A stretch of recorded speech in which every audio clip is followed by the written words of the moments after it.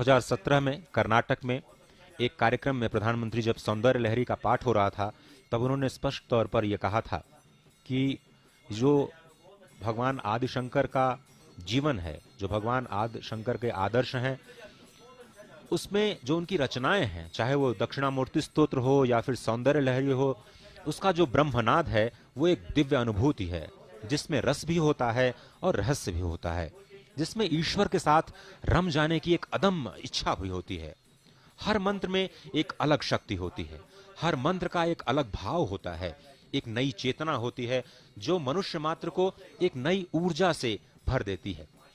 प्रधानमंत्री ने यह जिक्र किया था कि 8-10 दिन पहले इस कार्यक्रम के पहली बार जब वो केदारनाथ में आए थे तो महादेव जी के दर्शन का अवसर मिला था, और कैसे 2500 साल पहले कैसे आदिशंकर इस जगह पे पहुंचे होंगे। और आप समझें यहां पर पहुंचना और पैदल मार्ग से पहुंचना कितना मुश्किल रहा होगा। सिर्फ 32 वर्ष की आयु में भगवान आदिशंकर यहां पर पहुंचे, और यहां पर उन्होंने जो आदि शंकराचार्य की समाधि स्थल, अब उसके अनावरण का समय आ चुका है। और जिस तरह से हमने बताया कि 2013 में ये समाधि स्थल पूरी तरह से नष्ट हो चुका था, एक बार फिर से इसको बनाया गया, और इस वक्त आप देख रहे हैं आपकी स्क्रीन पर पहली बार ये तस्वीरें पूरी दुनिया के सामने एक बार फिर से ये 15 फीट ऊंची प्रतिमा आदिशंकर की इस वक्त आपके स्क्रीन पर नजर आ रही है, जो अष्टकमल पर अवस्थित है। The 13 feet long, it is about 13 feet long statue of Adi Shankaracharya sitting atop the Shri Mantra, and there you see visuals from the top. The statue is made in black stone. Now the Prime Minister sitting there, this is the Samadhi Sthal that has been constructed new, is sitting on the edge of the Shri Mantra. Ajay, tell us, our viewers, about the importance of Shri Mantra. देखिए, ये जो मंत्र है, आप भगवान आदि शंकर को अगर आप देखें तो उनका जो सर्वोच्च मंत्र कहा जाता है वो है मानस पूजा, और इस वक्त प्रधानमंत्री मानस पूजा ही कर रहे हैं। क्योंकि जब आपके पास कोई सामग्री नहीं होती है, और कई बार ऐसी परिस्थितियां आ जाती हैं कि आप बिना सामग्री के पूजा करना चाहते हैं अपने आराध्य की, तो पूजा में जो मानस पूजा होती है उसको सर्वोत्तम पूजा कहा गया है। और इस वक्त आसन पर बैठ करके जो ध्यान पूजा में इस वक्त प्रधानमंत्री आपको नजर आ रहे हैं, स्पष्ट तौर पर ये आदिशंकर के सामने जो उनके मानस पूजा का जो रहस्य उन्होंने समझाया, जिसमें भगवान शिव का जो मानस पूजा मंत्र है वो बहुत ही महत्वपूर्ण है। मैं उसके कुछ श्लोक आपको बताता हूं। रत्नैकल्पितमासनं हिमजलै स्नानं च दिव्याम्बरं नानारत्नविभूषितं मृगमदा मोदाङ्कितं चन्दनं जातिचम्पकबिल्वपत्ररचितं पुष्पं च धूपं तथा दीपं देवदयानिधे पशुपते हृत्कल्पितं गृह्यताम् सौवर्णे नवरत्नखंड रचिते पात्रे घृतं पायसं भक्षं पंचविधं पयोदधियुतं रंभाफलं पानकं शाकानां जलं रुचिकरं कर्पूरखड्डोज्ज्वलं ताम्बूलं मनसा मया विरचितं भक्त्या प्रभो स्वीकुरु छत्रं चामरयोर्युगं व्यजनकं चादशर्कं निर्मलं वीणाभेरीमृदङ्गकाहलकला गीतं च नृत्यं तथा साष्टांग प्रणतिस्तुतिर्बहुविधा ओ तत्समस्तं मया संकल्पेन समर्पितं तव विभो पूजां गृहाण प्रभो आत्मा त्वं गिरिजामतिः सहचरा प्राणा शरीरं गृहं पूजा ते विषयोपभोग रचना निद्रा समाधि स्थितिः संचारः पदयो प्रदक्षिण विधिः स्तोत्राणि सर्वा गिरो यद्यत् कर्म करोमि तत्तदखिलं शंभो तवाराधनं करचरणकृतं वाक्कायजं कर्मजं वा श्रवणनयनजं वा मानसं वापराधं विहितं वा सर्वमेतत्क्षमस्वं जय जय करुणाब्धे श्री महादेव शंभो जय जय करुणाब्धे श्री महादेव शंभो जय जय करुणाब्धे श्री महादेव शंभो। ये जो मानस पूजा के मंत्र हैं वो भगवान आदिशंकर के जो रचनाएं हैं उनमें सर्वोच्च कहा जाता है। जिसमें मानस पूजा को पूजा में जैसे सर्वोच्च कहा जाता है, इसी तरह से जितनी भी रचनाएं हैं भगवान आदिशंकर की, जिसमें कनकधारा स्तोत्र बहुत ही महत्वपूर्ण है। माँ लक्ष्मी की आराधना करने के लिए उन्होंने बनाया, माँ शक्ति की आराधना करने के लिए उन्होंने सौंदर्य लहरी का पान किया। और इस वक्त आप देख रहे हैं वही मानस पूजा, शिव मानस पूजा, जिसके कुछ श्लोक मैंने आपके समक्ष रखे, उसका वो पूरे विश्व में प्रसिद्ध है ही। लेकिन मानस पूजा ये आप देख रहे हैं कि आदिशंकर की समाधि स्थल एक बार फिर से पूरी दुनिया के लिए अब एक नई ऊर्जा का कार्य करेगी। क्योंकि अगर भगवान शंकर की हम बात करें तो आध्यात्मिक परंपराओं को, जीवन पद्धति का शोधन करने को और अपने सटीक तर्कों के जरिए जो आने वाली पीढ़ियां हैं उसको गलत राह पर जाने से रोकने के लिए जो अलग अलग परंपराएं हैं उनको एक सूत्र में पिरोने के लिए आदिशंकर ने जो कार्य किया वो बहुत ही अद्भुत नजर आता है। भगवान आदिशंकर की अगर हम बात करें तो ये कहा जाता है कि सतयुग में जो भगवान शिव हैं वो दक्षिणामूर्ति स्वरूप में गुरु के रूप में प्रतिस्थापित होते हैं। वही गुरु जब त्रेता युग में आते हैं तो दत्तात्रेय स्वरूप में विश्व को ज्ञान विज्ञान देने का कार्य करते हैं। जब हम द्वापर युग में बात करते हैं तो महर्षि वेदव्यास जो हैं वो गुरु के रूप में कार्य करते हैं। और जब कलयुग या फिर जिस युग में हम अभी चल रहे हैं उसमें भगवान आदिशंकर ही जगत गुरु के रूप में प्रतिस्थापित हैं। भारत आदिशंकर ने आप ये कहें कि जन जागरण का इतना बड़ा कार्य किया है जिसने भारत को एकीकृत करने के लिए अपनी आध्यात्मिक व्यवस्थाएं दी। आध्यात्मिक व्यवस्थाओं की अगर हम बात करें तो जो चार धाम, जो पूरब में गोवर्धन मठ की स्थापना की गई है वो ऋग्वेद को स्थापित करती है।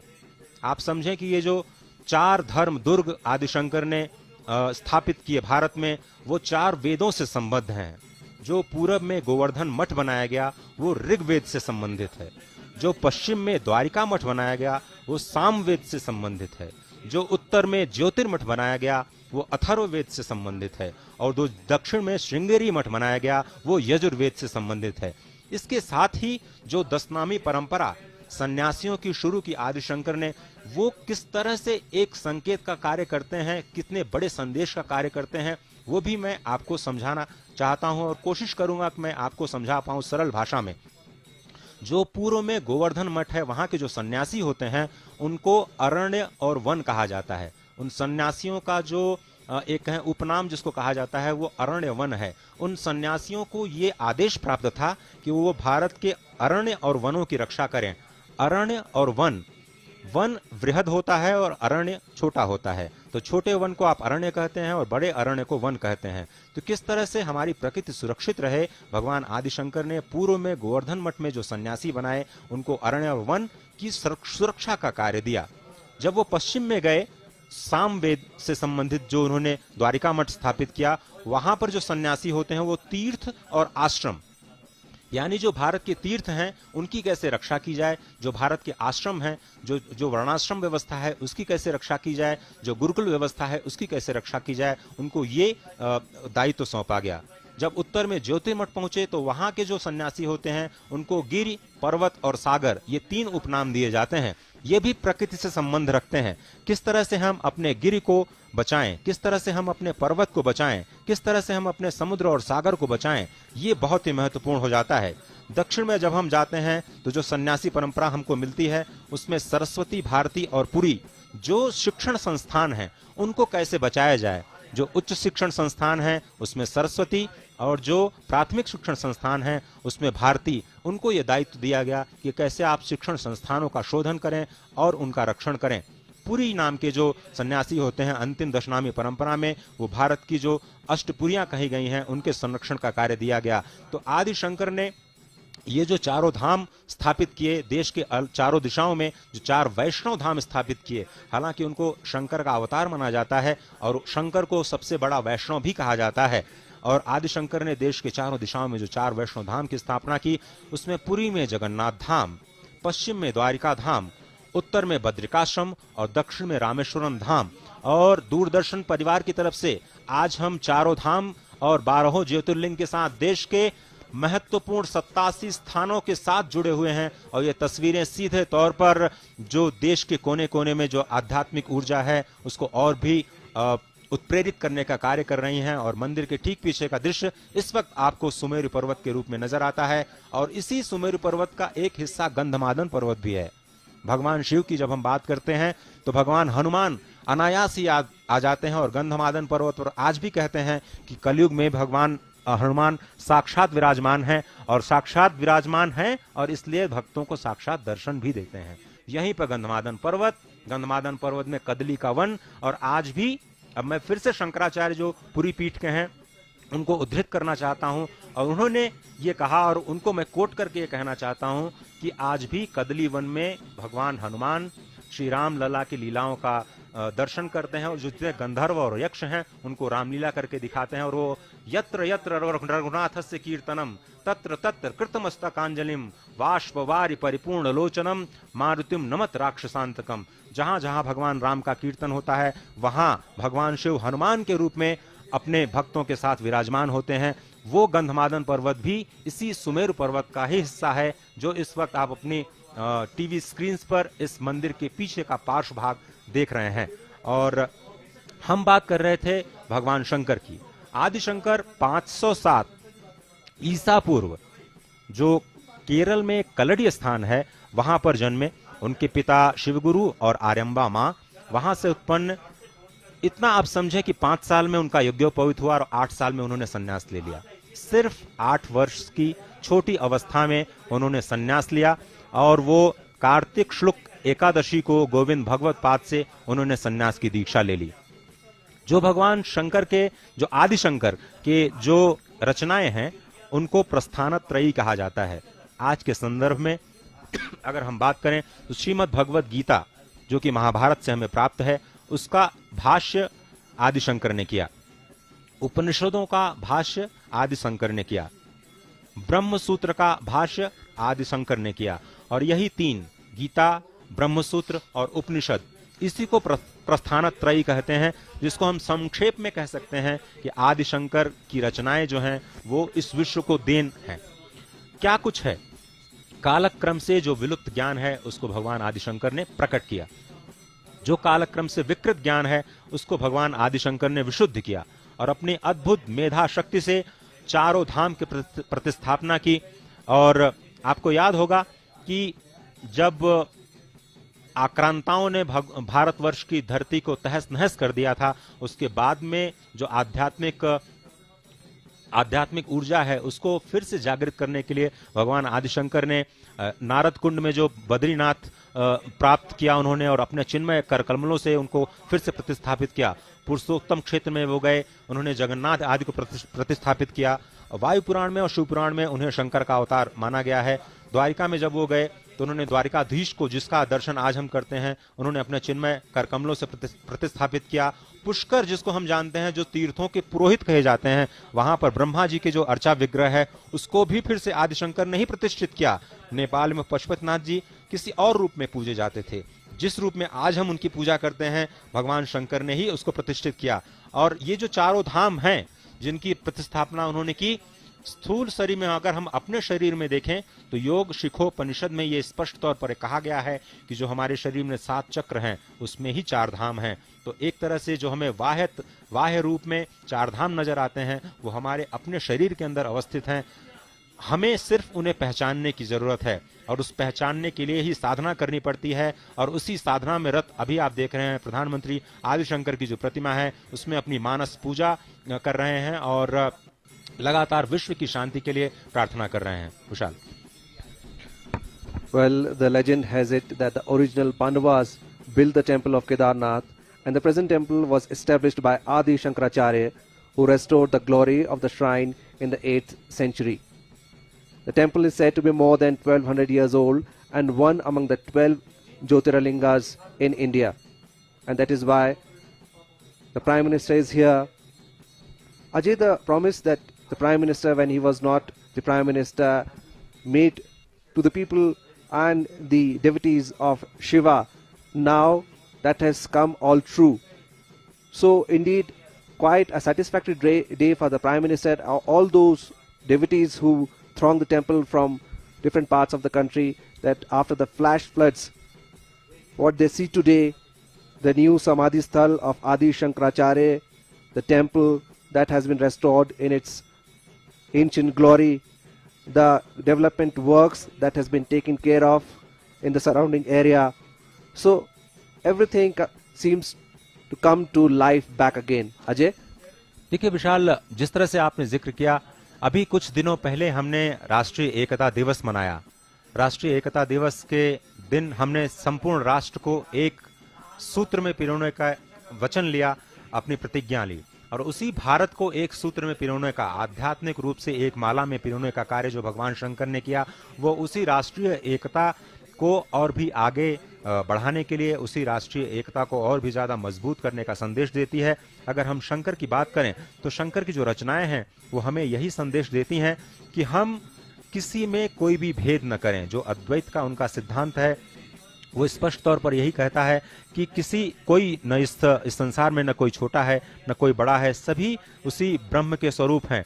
और जो भारतीय संस्कृति के लिए तप उन्होंने किया, जो भारतीय संस्कृति सब कुछ को ग्राह्य करती है, सभी को आत्मसात करती है, सभी को साथ लेकर के चलती है, और यही तो नए भारत का आधार है, जिसकी बात लगातार प्रधानमंत्री करते हैं, जो कहते हैं कि हम सबका साथ, सबका विकास, सबको साथ लेकर के और सबके प्रयास से भारत का निर्माण करेंगे।